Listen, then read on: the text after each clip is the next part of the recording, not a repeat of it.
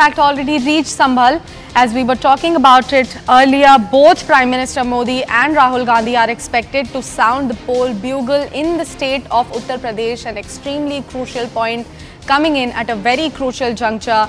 Both the top leaders being there in the most populous state of the country. Pallavi Ghosh continues to stay with us on the broadcast. Pallavi, coming back to you over this particular update, we are expecting a head-on clash of clans happening there in Uttar Pradesh. Both of them sounding the poll bugle. What kind of fireworks can be expected? Well, Anjali, three big meetings really in Uttar Pradesh, two in Amethi itself, where I'm standing at this point of time. Right behind me, you can see some of the posters which have begun to come up of Rahul Gandhi's Bharat Jodo Nyaya Yatra. This is going to be his third visit in the last 5 years, and there's no clarity whether Rahul Gandhi is going to be contesting from Amethi for the 2024 Lok Sabha elections. The BJP, of course, is pretty sure that there's no way anyone from the Gandhi family can win either in Amethi or whereas Raebareli. But to take a quick date, Rahul Gandhi is going to be reaching sometime in the after lunch session to Amethi. Smriti Irani has already reached Amethi, and through the day she's going to be doing the yatra. And very interesting is that on 22nd is going to be a Griha Pravesh of her home, and home, when you open up home over here, it also sends out a message to the voters that I'm here to stay.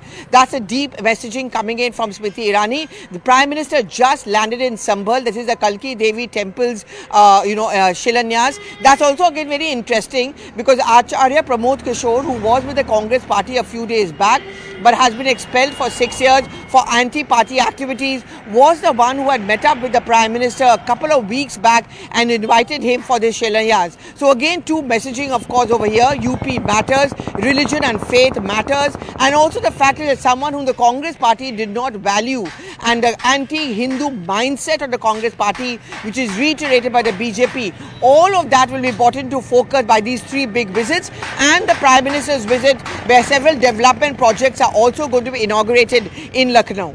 Definitely, Pallavi. And if you were to talk about the infra push and in fact the spiritual tourism push that you actually mentioned by Prime Minister Modi in the state of Uttar Pradesh, let's not shy away of talking about Samajwadi Party chief might not joining Bharat Jodo Nyaya Yatra in its UP's leg. Would you like to share some light on that perspective as well? Because yesterday we were talking about how he will be walking with Rahul Gandhi, but now he is not. Well, that would be a huge setup for the Bharat Jodo Nyaya Yatra and Rahul Gandhi's efforts to ensure that the India front seat sharing talks are on track. But you know what, Akhilesh Yadav was supposed to join the Amethi and Raebareli leg. Now on both these seats, the Samajwadi Party has agreed to give the space completely to the Congress party, and that's the reason why he strategically chose Raebareli, which tomorrow, and Amethi today. But it's very clear now that it's quite likelihood that Akhilesh Yadav does not join the Yatra. So far, only one of the allies, which is Tejasvi Yadav, has joined in Bihar. But wherever the Yatra has gone, it has seen a kind of being jinxed. Either seat sharing talks have broken down, or you know the alliances have also broken down, as we saw in Bihar, as we saw in Uttar Pradesh with Jayant Chaudhary joining the NDA. Definitely, Pallavi. And since we are talking about this coming in as a big blow to the Congress party, because how you mentioned that there were several jinx in the other state where Bharat Jodo Nyaya Yatra has already crossed. Let's talk about Uttar Pradesh. Samajwadi Party chief not joining this particular Bharat Jodo Nyaya Yatra. How is that going to change Congress's picture in the state of Uttar Pradesh?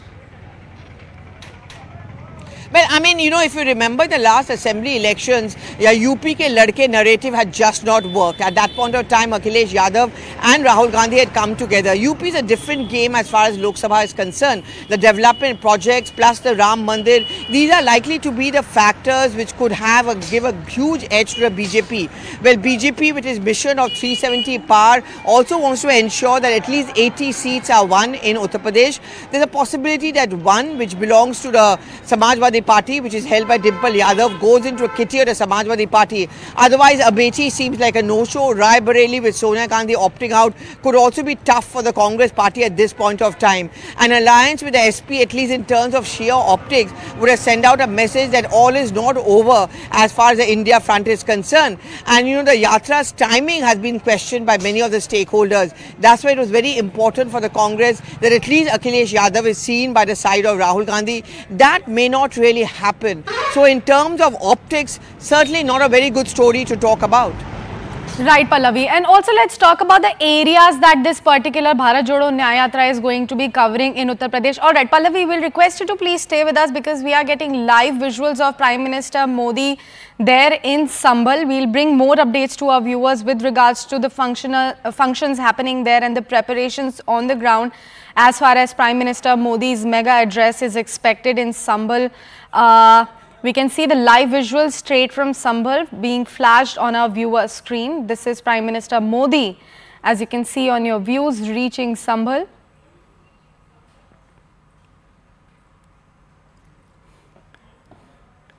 Pallavi, coming back to you, we can see Prime Minister Modi there in Sambhal. He is doing some puja rituals there at the ground. Would you like to share some more light to what exactly is his schedule in Sambhal going to be? We can see Uttar Pradesh Chief Minister sitting right beside him as well.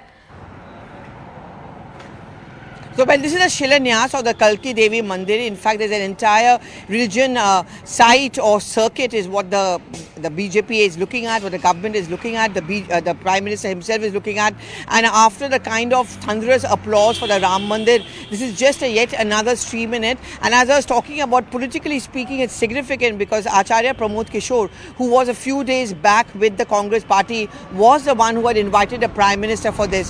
The Sambhal district in Uttar Pradesh is considered to be a very auspicious site or dham for Kalki Devi, and this Mandir ka Shilanyas is being done by the Prime Minister himself along with the Uttar Pradesh Chief Minister Yogi Adityanath. But mind you, for those critics or naysayers that the BJP is using religion to mix it with political development or politics, I think the messaging again from the Prime Minister is very clear. He's going to be going across to Lucknow, where of course he's going to be addressing the people, but at the same time there will be several development projects over there. So the point is Astha plus Vikas. That's the narrative which is coming in from the BJP and from the Prime Minister himself. Definitely, Pallavi. And if you were to talk about the kind of boost that these moves made by the central government there in the state of Uttar Pradesh going to give to the spiritual tourism, would you like to share some light after the thunderous applause that they actually received, as you just mentioned, for the Ayodhya Ram Mandir, now this temple as well? How is that going to be giving an edge to the BJP, specifically in the state like Uttar Pradesh? Well, I mean, apart from politically speaking, even financially or economically, the coming up of Ram Mandir has been a huge boost to the people living in and around the area. First of all, we saw the international airport of Ayodhya, which has been set up. Large number of passengers. I mean, who would have thought that there would be airport in Ayodhya at one point of time? It deeply connects just not Delhi, but also Mumbai and slowly other parts of the country to Ayodhya as well. With this comes ancillary development. I mean, whenever tourism or religious tourism gets a boost, you know, the economy of the in and surrounding areas, hotels coming up, you know, the startups coming up, the corporate sector is being encouraged to, you know, kind of build more and more hotels over here. You also see, for example, the land prices going up, and there are other jobs which also come up in and surrounding the Ram Mandir. So that's also the part or the narrative coming in from the government, that it's not just about a mandir coming up, it's also about job opportunities which are now being provided. So whether it is Ram Mandir, whether it is in Mathura, whether it's been Kashi Vishwanath corridor which was set up, all of them have gone up with a story of employment opportunities as well. And when I talk about Astha plus Vikas, I think the message coming in from the Prime Minister is very clear, that wherever there's a mandir coming up, we are also coming up with several development projects, and the BJP, politically speaking, is calculating that this could give them a head start as far as the Lok Sabha elections go. Definitely. Pallavi, please stay with us. We have CNN News 18's Payal Mehta joining us on the broadcast as well. Payal, a very good morning to you. As Pallavi talked about Vikas plus Astha's push given by Prime Minister Modi himself, that it's not just the Astha that he is bringing on the table, it's several developmental projects that he will be bringing along with all those temples. Would you like to shed some light on the kind of schedule Prime Minister actually has for Uttar Pradesh, all those projects that he will be introducing for the state? Well, the Prime Minister, in fact, will be launching 14,000 projects under the Uttar Pradesh, which were in fact cleared by the Uttar Pradesh Global Investment Summit, which took place last year. And this is to the tune of 10 lakh crores, and